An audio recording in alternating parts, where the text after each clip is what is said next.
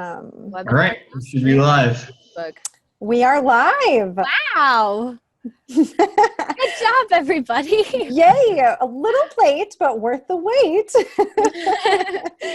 That's always my saying. Better late than never, right? Yeah. So I'm going to pull up our lab coats page here so I can follow the questions as they come in, because I am guessing that we are going to have some viewers with questions today. And feel free to ask away, everybody. We are looking forward to having this little chat with the very Sevin Murdock. And Sevin, woo! I'm going to let you introduce yourself a little bit, because I could do it. We are friends through this thing called Facebook. We became friends. Thing. I mean, how long have we been friends? We've been friends for almost a year now, probably. Probably. I'd say right around that. Yeah.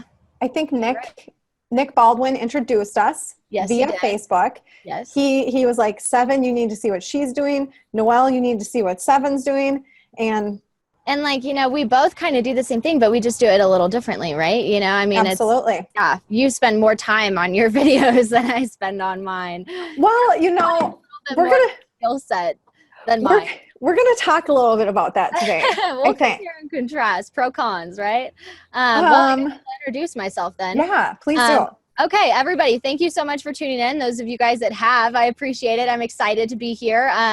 My name is Sevin Murdock. I am based out of Colorado Springs, Colorado. I practice real estate here, and I am coming up on my 2-year marker. I got into the business when I was 19. So that was a little bit of a challenge, but a good one. So that makes you 21 now? I just turned 21 at the end of May, yes. So now I can actually take my clients out to buy them a drink, It's a good thing. You are amazing. This alone is amazing. The fact, everybody, that she is 21 and she's here, she's doing such big things as she's here on this platform, willing to share, one, what she's doing, and two, that she already did this to share what she's about to share is just mind-blowing. So everybody, you've got to listen to what she has been doing and what she's done and what she's going to accomplish, because I feel like you're probably just getting started. Honestly, watching you from afar. Right. Yep, I am just getting started, and I'm so excited to be here. It's definitely been, it hasn't been easy, I mean, when I first started out in real estate, I had essentially just turned 19, and that's a hard pitch, right? Hi, I'm a teenager. I've never done this before. I've pretty much just graduated high school. Let me help you with the largest transaction of your life, But during this time, as I was putting myself through real estate school, I was running a general contracting company for my family. I actually took a residential painting company and we branched it off into a full-blown residential general contracting company. And so I was getting ready to franchise that out. And I woke up one morning and I was like, actually, I think I'm going to get my real estate license instead, because the taste of success is so much sweeter when you own it from the start and you nurture it from the start and you grow it, and even though I had really worked my butt off with my family's company, that's still the credit wouldn't be there because my mommy and daddy started the original one, right?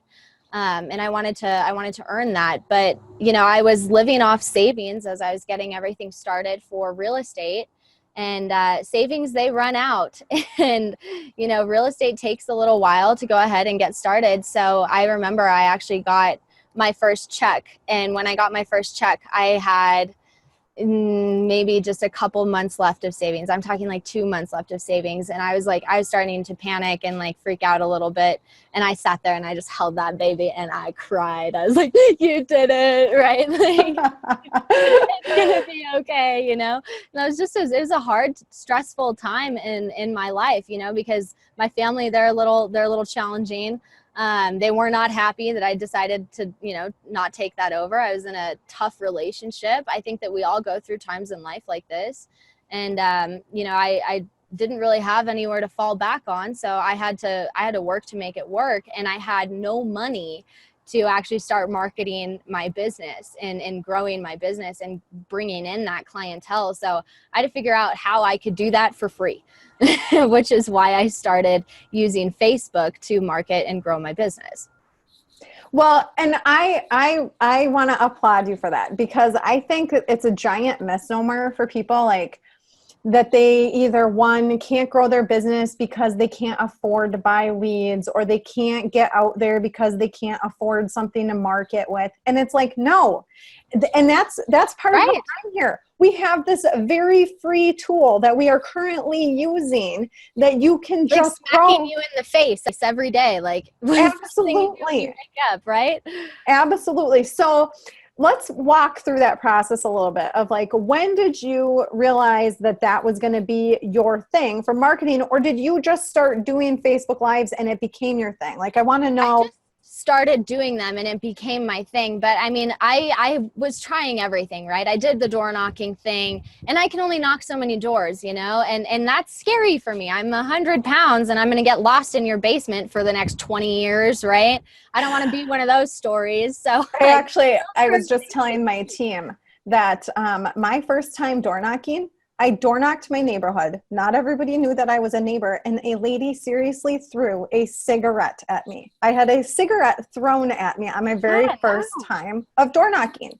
And that was the same thing. I was just kind of like, okay, there's got to be an easier way, right? And so I started making videos. And like, how can you cover more ground, you know? And like, that's a big question that I had to ask myself. Is like, okay, you've never done this before. You are a teenager. Like, you've got zero experience in this industry, you know, so the market that you're going to appeal to, the clientele that you're going to appeal to, is going to be much more slim than most, right? And you have no credibility to stand on. So how do you build credibility? How do I appear to the most amount of people in the shortest amount of time for free, right? You know, and I tried the cold calling thing, the door knocking thing, you know, and everything that like didn't really cost money, I was trying, and it just wasn't working because I wasn't reaching the amount of people that I needed to, right? You know, I didn't have time to sit there and cold call people individually, right? And I was doing it, but the return wasn't returning, really. So I just started going live on Facebook, on my personal page, providing valuable content, right? And to me, something that would be valuable content is going to be something that people can't get for themselves, right? But let's be honest, we can get anything because we have the internet now, right? Or something like that people don't know what to do with, right? So we can get this information, but we don't know how to apply it and how to utilize it to our benefit. And so by providing valuable content and educating to sell, I was actually able to build my credibility. And then you got to stay consistent with it too.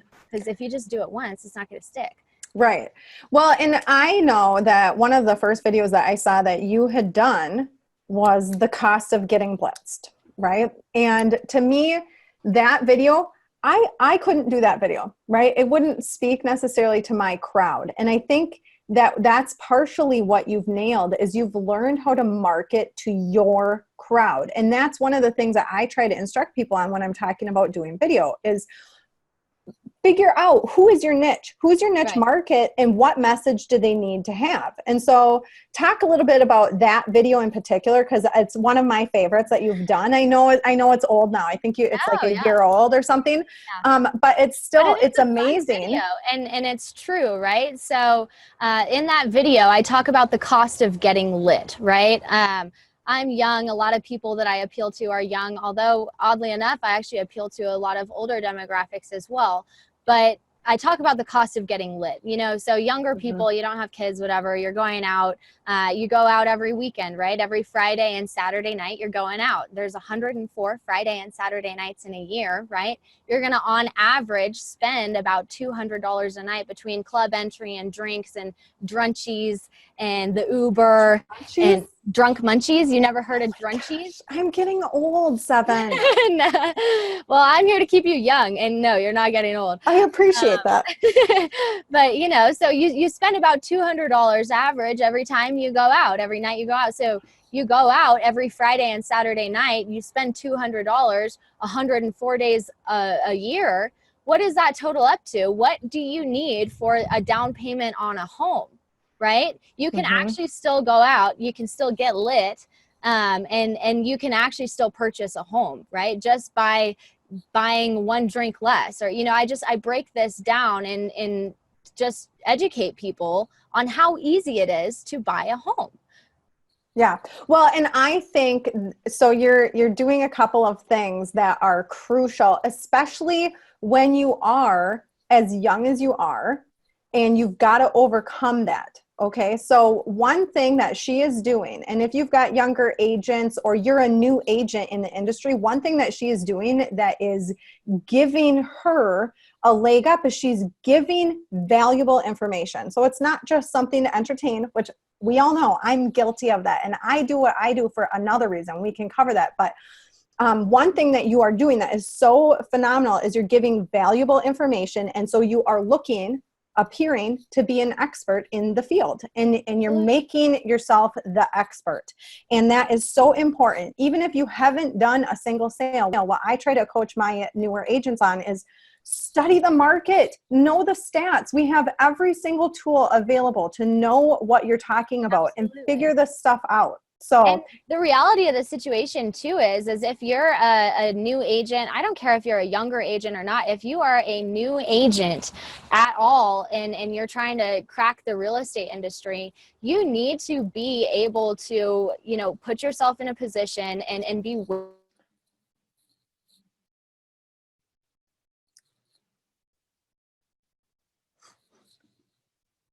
uh-oh. We have a frozen guest. Well, let's wait for her to come back. Somebody asked a question. Was that you, Dan, that asked me this question? But what's my mix of videos? Somebody, one of our mods, who's signed in under LCA. And I'm happy to talk about while we wait for her to come back. Oh, yeah. That might have been Tristan.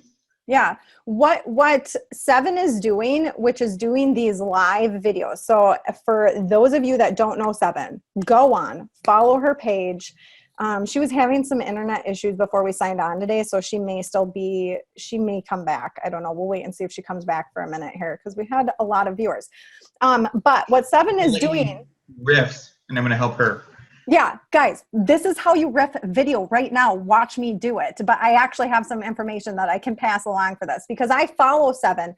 I find what Sevin is doing to be such an amazing concept with a 20-year-old. Like I'm twice her age, which makes me so sad. If I could have just started doing what she's doing half my life ago, to think about where I could be now is just mind-blowing.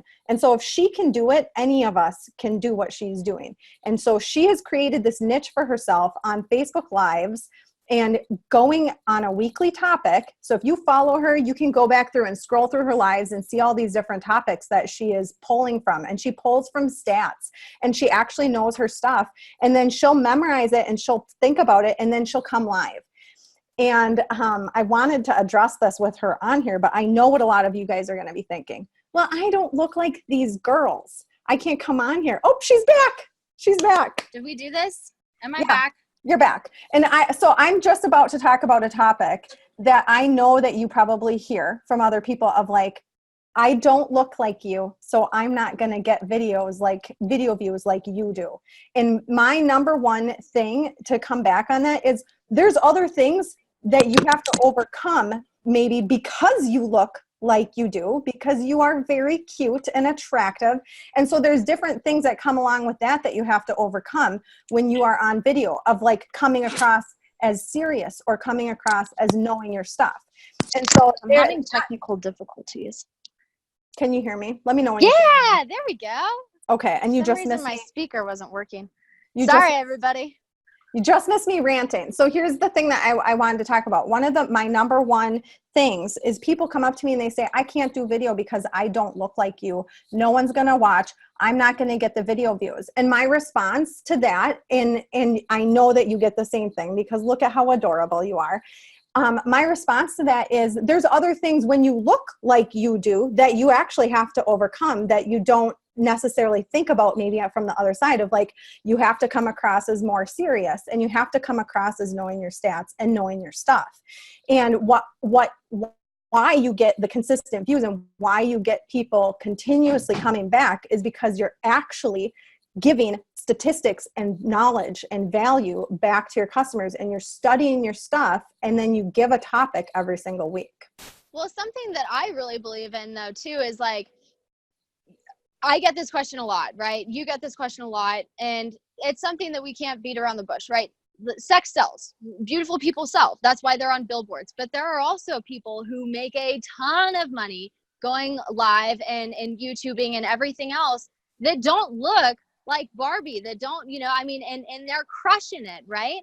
Yeah, we just interviewed Jesse Peters. If you know who Jesse Peters is, on Monday night, Jeff Fitzer and I interviewed Jesse Peters about video. And he's not a supermodel. He's got a dad bod, and he talked about that. And that's his thing. And he found his niche, and that became his thing. It's knowing your stuff and coming across with value. And you also got to be able to find your flaws, take your flaws and embrace them, right? Absolutely. If you can actually embrace your flaws, those are no longer flaws. They're actually strong points for you. They're selling points for you. And you see people doing this all over the world, everywhere. I mean, go on YouTube and people are they're gonna dump on their flaws. They're gonna laugh about them. They're gonna do whatever. And it sells, it works. So whatever your flaws are, whatever they may be, as long as you're embracing them, you're able to make them into a strength. They will be one of your greatest assets. Totally. Well, and I'm queen of that. I am all about self-deprecation. I am, because it humanizes us. And so if you can figure out a way to find out what is your flaw and make yourself appear more human, how can you that become actually more sells. Relatable, right? Yeah. That's a big thing. Relatability is huge. It's huge. And then just being open to sharing things too, that goes a really, really, really long way. People want to know that you're real. So be real, and I'm flawed too. I mean, my front tooth it's crooked. I can do like buck tooth face. It's awesome, right? No, it is like, it's cute, right? But like it's there, and that is like one of the most fun things about me is like I have a crooked front tooth and I can make an eye look at you and then one not, and that's fun. Let's have fun with it. And people like that, just embrace your flaws and be who you are. So, okay, I want to talk a little bit about the business side of things for you beyond just the Facebook Lives and the videos and whatnot. So when you got started, did you start on a team or did you start on your own? And let's just talk about your journey a little bit. Yeah. So when I got started, I did start on a team. Actually getting into real estate, I was selling new construction. And I was selling for a semi-custom home builder, and it was an incredible job. It really was. It was guaranteed, over 6 figures and, every benefit in the book. But I hated it because I had to be there from like 9 to 5 every day. It was like non-negotiable. And that's, I wanted to go out. I wanted to hunt. I wanted to do all of these things. And so I jumped into resale. But when I jumped into resale, I actually got started off on a team. And I think that a lot of times when people are getting started in real estate, they feel like they really need a team because that team is going to be providing you leads. They're going to be doing X, Y, and Z and so on and so forth. But I didn't know the right questions to ask, right? So my team, they were like, yeah, we're going to provide you leads. I'm like, great, because my sphere is I'm 19. And anyways, like So they were providing me leads, but they were crappy leads. I mean, they were terrible leads. You want to be asking where they're generating their leads. If you're thinking about getting into real estate, you're thinking about switching to a team, you're being promised that you're going to be provided leads, you absolutely want to know where those leads are coming from, because I'm not kidding you when I tell you I called a Mr. Suckballs 69 out of those leads that I was provided. Okay. And guys, that's no lead at all, right? Let's be honest. You want to be provided valuable, viable leads, right? Not Mr. Suckball 69 at Yahoo. Okay. That's not a good lead. So yes, I started off on a team, and that the brokerage and team that I was on was not providing me the learning style and education that I needed in order to be successful, right? And that's another really important thing that you got to ask yourself when you're getting into real estate is, what do you need to be successful? How do you learn? What are you going to require in order to make this work? So you don't drop out in your first year and you don't drop out in your second year, right? You got to beat a 50-50 ratio in your year number 1 and year number 2. And you will not beat that if you are not in an environment that is providing you what you need to be successful. Me, that team that I was on was super, super structured, right? You had to be here at this time. You had to be here at this time. If you weren't going to this class at the brokerage, they weren't going to answer your questions here. If you weren't sitting down and cold calling them, they weren't going to help you. You know, I mean, it was not what I needed. I needed a more hands-on type of learning, less classroom, more in the field, out learning and actually practicing and doing these things. And I needed more freedom and flexibility. So I switched to a boutique brokerage, and I went off on my own at the boutique brokerage. And my employing broker, he actually loaded me up in his car every day for a couple of months. And I sat there, I shut my mouth. I listened to absolutely everything that he had to say. I sat there and listened with a pen and paper in my hand. Every phone call that man made, I listened to it all, because that's how I learn, right? I needed to be around that. I needed to hear that. I needed to write it down. I needed to go back to it later, and I needed to ask questions, not sit in a classroom. So I'm going to stop you for a second there, because there's one key thing that you had to do in order to get to that point. You had to show up to work every day, and you had to be available to go on appointments. And honestly, in my own team, in my own brokerage, we talk about that, because if you're not here in the office, real estate is so unpredictable. You don't know when opportunities and meetings and appointments necessarily are going to just pop up. And sometimes those are the best ones to shadow on. And so if you don't show up and make yourself available to shadow, you're going to miss out on those opportunities. And that's just real estate in general as a whole, right? A lot of times people get into this industry and they're like, oh yeah, well, I'm going to, just do this part-time, and I'm going to transition out of my current job or career or whatever and into real estate part-time. That's hard. That's really, really hard. And if you're doing that, it's probably going to take you quite some time to really get the ball rolling on that, because real estate is last minute. So you can be part-time all day long, but you're still going to get those phone calls and clients needing your assistance that you will lose because you cannot be there when they snap their fingers, right? Well, and if you're on a team or you're wanting to be on a team and you can't make yourself available full-time, you're not going to get the first opportunity at those leads. You just aren't, because that is not a safe person. And honestly, I put out a video about this yesterday. And it's from a perspective that you're not there yet, but from the parent perspective of having kids at home and not being able to get out because you're tied to being at home and needing to line something up. And so if you're young, like Sevin, and you still don't have kids yet, now's the time to get your income going, so that when you do have those kids, you have your income going already. Like, I couldn't stress that enough. Show up and take the risk. So you probably had to take a risk to get going full time, right? Absolutely. Yeah. I mean, it took me several months to transition out of the company that I was running, and implement systems that, were going to be successful. So the employees didn't suffer, right? Because they've got families and stuff too. But, by the time that was said and done, I was I was out, I was done. That way I could be fully engaged in real estate and make it happen. Right. And because I knew if I wasn't readily available, it wasn't going to really happen. Right. Yep. Totally. Okay. So we've got on here a question. Somebody is asking, wait, what? You hunt? How do you handle talking about that with your sphere and not offending somebody? So it's kind of complicated, right? And this is complicated for a lot of different people, right? Because I do all of my marketing on Facebook, utilizing Facebook Live, right? From my personal page. I do not pay for anything, right? I spend $0 on marketing, and I am growing my sphere through my personal Facebook page. If you actually go to my business page, and I do have one, if you go to my business page, it is sad.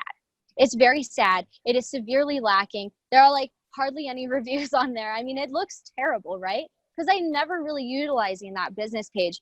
I'm always going live on my personal page, because the moment I post something on my business page, I become another advertisement, and the average consumer is going to see anywhere from 4,000 to 10,000 advertisements per day, right? And who are you more likely to trust? The advertisement, the person that's trying to sell you and solicit to you? Or are you more likely to trust someone who is your friend on Facebook, and you see them popping up from their personal page just giving you advice, right? But you have to shift your page from something that's meant for friends and family and funny memes to a full-blown marketing approach. And people will be well aware of this just by looking at your page, right? And you can still keep personalized content on there. That way you are still a real person. But I think that the best way to honestly tell the consumer this, your clients this, is just to tell them, because they know. They already know, right? You can't be, you cannot be a secret agent, honestly. No. And then this recently happened to me, and I'm not going to say what I did, but if you go through my page, you will find something that I posted that people had a fit about. And honestly, it's who I am. And if that for some people was enough of a turnoff that they didn't want to work with me anymore, I'm of the opinion in my lives and who I am that I just am who I am. You're going to see authenticity come through in every angle. And the best part is when you're authentic like that, Noelle, and when I'm authentic like that, right? We're attracting people who are going to You're going to attract your tribe. Yep. Right. Exactly. Yes. And there's nothing worse than working with an impossible client, right? So by the time someone reaches out to you from what they've seen on your marketing or me, they already know us. Yes. They already know how we operate, where our morals lie, so on and so forth. And they want to work with us. We're never really going to get stuck with that guy. Well, and honestly, if you have a different opinion than somebody, sometimes they will just appreciate the value there of the different opinion or of your honesty in what your opinion is. And I'm kind of this opinion of, why try to attract business that you maybe wouldn't otherwise have attracted if they knew who you were, right?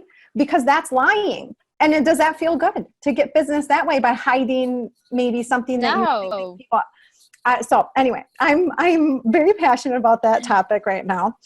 Okay, another question that we got here, and I've got an easy answer for this one, but Galena Reyes asked us, what do you do if no one goes to your office and that you want to learn from them, but there's no one in your office? And my hard answer to you is, you probably need to find a different office or a different culture to be a part of then, because if you need that, if you need to be in the office, then in learning in the office, then you probably need to find somewhere new to be.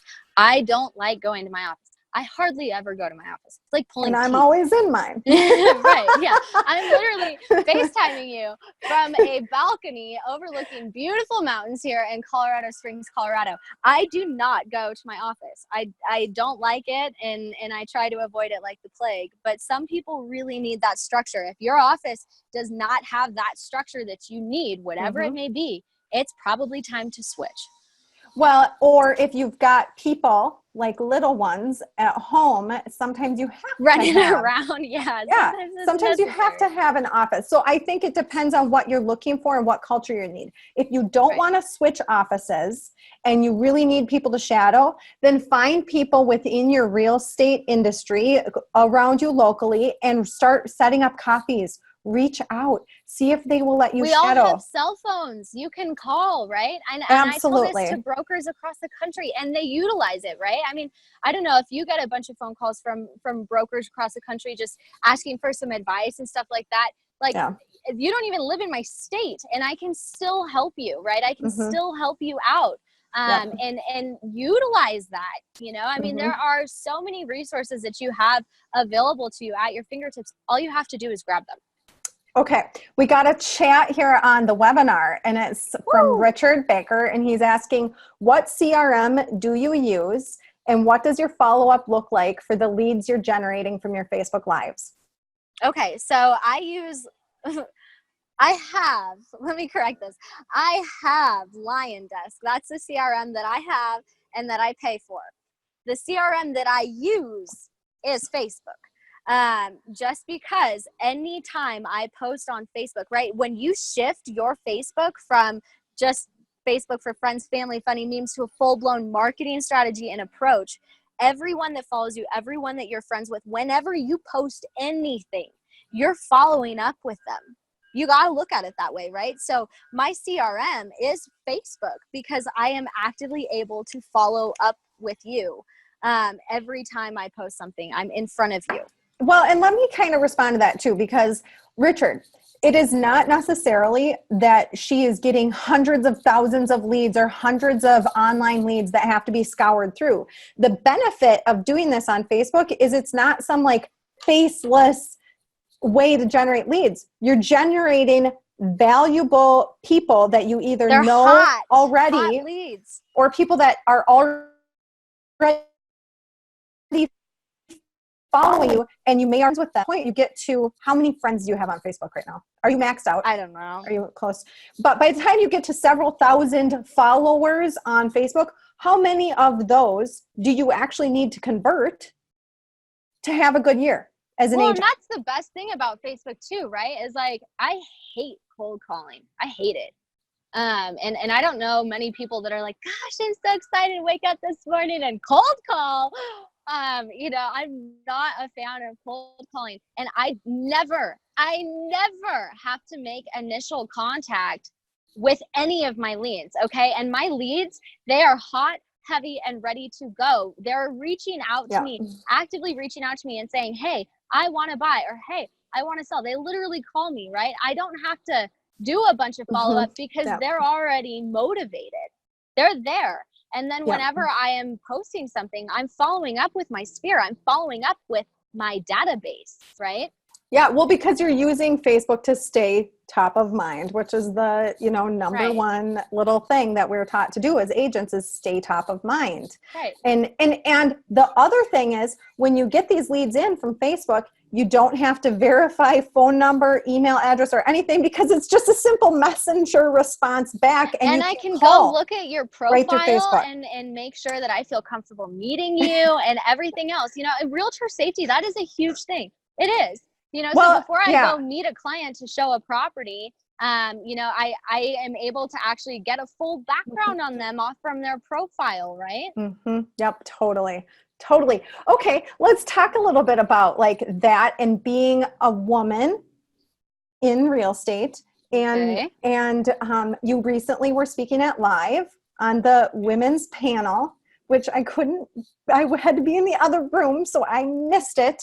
But I want to just, do you have any hints or advice for maybe young girls or women that are trying to break into this? And now we're going to lose half of our viewers because now we're going to talk about that. Right. Well, I guess, I'm not like a huge, like, yeah, go women. That's awesome. Right. We're cool. But like, I'm the same. I don't like to like give myself special treatment because I have a vagina, and like we're about a 50-50 split here on this beautiful planet Earth. And, some of us are blessed with one and some of us are blessed with the other. So I think that, just people trying to get into real estate in general as a whole, you just got to do it. You are going to be your biggest challenge, right? Because we set our own limitations, whether we believe it or not. And we set them, whether it be through ourselves or allowing other people in our life to set those limitations. So if you're allowing your spouse or significant other or, whatever it may be to set those limitations for you, you're still setting them because you're allowing it. So you have to be strong and bold enough to actually just do it, whether you're male or female. I couldn't agree more with that. I couldn't agree more. Okay. Are there any other topics that you wanted to address or talk about today? I do Facebook Live, right? And I do that from my personal page. And I see a lot of people trying to do this and grow their business by going live on Facebook through their personal page, just doing what I do. And most of them are failing. And here's why. Because they're not consistent, right? And if you're not going to stay consistent, I don't care what your marketing strategy is, what your marketing approach is. If you are not going to stay consistent, it is not going to work, period. And totally. Facebook Live is something that's hard to stay consistent with because you don't feel the same impact when you don't, right? When you're buying leads and stuff and you're not staying consistent with those, you're spending thousands of dollars on that. And that's like, that is a punch to the gut, right?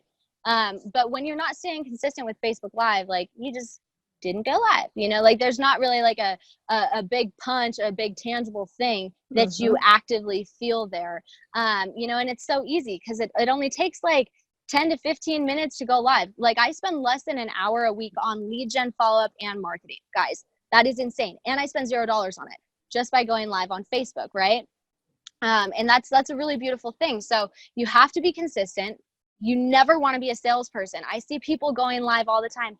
And like they're gonna take you to their open house, and the wind's gonna be muffling in the background, right? And they're trying to sell you the open house, right? Like it's not gonna work. So immediately, like the quality of video and audio, it's terrible. Like that alone makes me want to tune out, right? Because I'm like, and then B, they're trying to sell you something. You never, ever, ever want to be a salesperson. The moment you turn into a salesperson is the moment that you're going to start losing business, right? Because people don't trust a salesperson. They trust an educator. They trust a friend. So when you go live trying to sell them something on your personal page, might as well just start marketing through your business page. Because then you're another ad, you're another solicitation, and we see 4,000 to 10,000 of those every day. So you're no different than anything else. So always be an educator, never be a salesperson. Also the duration of your video, that's going to go a really long way too. Let's talk. What's your kind of sweet spot on that? Yeah. So Facebook, and this is interesting, right? So YouTube, right? The average YouTube video sees the most engagement when it's under 2 minutes. And that's a platform solely for the use of video, right? Really? That's it on YouTube is under 2 minutes? Under 2 minutes. It's crazy. And that is crazy. Over 90% of songs on Spotify are skipped in the first 5 seconds. Okay. It takes a 10th of a second to make a first impression of somebody, right? Yeah. So, I mean, you gotta you're asking someone to tune in for longer than 2 minutes. You're asking somebody to like you in the blink of an eye, and you're asking somebody to, you have to be catchy enough and hook your audience enough to where they're not going to jump out of your live in the first 5 seconds, right? Yep. You have to have a hook. They're not going to skip you. Right, exactly. So it can be a little challenging to ask people to tune into your live for 10 to 15 minutes. 10 to 15 minutes. Yep. So Facebook's algorithm is actually going to naturally promote video and content with a duration of 10 to 15 minutes in length, okay? And when you have a consistent following, and the same viewers, your ghost viewers, Noelle, consistently tuning in, that's also going to help promote your content as well. So honestly, you want to be 10 to 15 minutes, guys. I never realized that exact length, but I just naturally If you go and look through my lives, most of them are 12 or 13 minutes. And Which it's is weird. weird. It's That's weird where that you it need to happens be. that way. But generally, they're consistently getting over 1,000 views. Almost every single live I do is 1,000, sometimes 2,000, depending on the topic. Right. Somebody, and talking about topics, somebody in here is, what do you talk about when you do your live videos? And I honestly don't even think it really matters that much, as long as the content is relatable to the people that you're trying to reach. Sevin does a lot of Educating. I do a lot of educating. And you do a lot of entertaining, right? Which brings us to our next point, right? Yeah. You don't want to be boring. No, you don't. But my lives are not entertaining. My lives are usually me ranting about something that I'm very passionate about. And it's not me just getting on without a plan. It's something that I've put thought into usually when I go live. Yeah. And it's always very personal, very, very personal. It's relatable. And it's relatable. And then I've got in my head, I've gotten to the point where I can memorize this. But if you don't get to that point, you can make bullet points. You should usually have about 3 points. And you should usually give something personal, get to your point, give a hook, and then give your hook at the end. So that they stay all the way through. Absolutely. And you always want to be captioning your lives, right? If you're not captioning your live, it's like, so-and-so is going live, and it's like, why? You know, like, you want to be captioning your lives. You want to be captioning them with a hook. This is why you want to be tuning in. What is the cost of getting lit? What the hell is this girl talking about? Yeah. You know, you want to caption your It was lives. catchy. That was so catchy. Well, Thank you. So here is some advice to you guys. Find whose lives you like to watch. Like, I'm sure everybody on here has on Facebook has someone that they like to watch on their Facebook lives. Go and find out, what is it that you like about watching their lives? What is it that when you see that little notification pop at the bottom makes you click on it and pay attention to what they're doing and how they're doing it? Because there's probably some kind of a rhythm there that they've created in their lives that is bringing you back to watching them. Yeah, absolutely. Absolutely. And yeah, I mean, just, gosh, keep your content 10 to 15 minutes, but be entertaining, right? Like, you want to be relatable. You want to be entertaining. You have to captivate your audience. And whether that be through educating them, providing that valuable education, or, you know, something fun to watch, or, you know, just like someone that can really feel you and hear you out because you are entertaining. You got to be doing one of those 3 things, if not all of them, or else no one's going to watch it.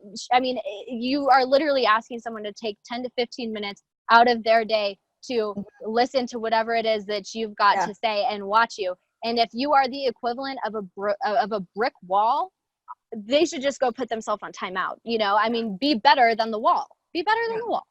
Well, I think Billie Jean made it be better than butt cheeks. Yeah. But honestly, you do need to figure it out. What is your message before you go live? Right. And then their attention is a gift. Okay. So if you get to that 8-minute mark and you've literally run out of everything to say, then end it. Like, don't torture people by talking about nothing.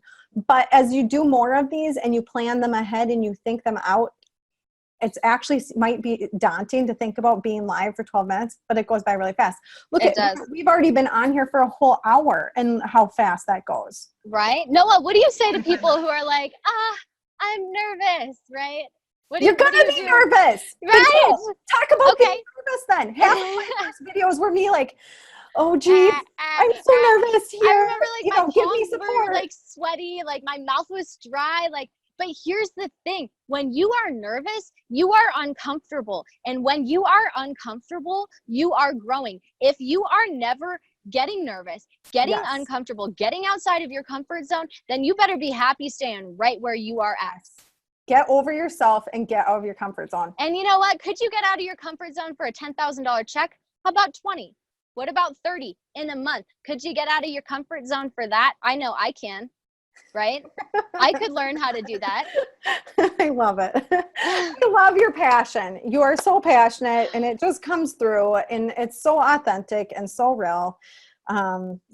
This is fun. This was a good conversation. We have a fun comment on here in our webinar saying, from Juanita Simpkins, saying, proud of you, Sevin. You came to our house in 2016 to give us a paint quote, and I remember talking to you about getting your license. That is crazy. What a small world. Well, hello, Juanita. I hope that you got, your house painted, and I hope you're doing well. That's so funny. Right.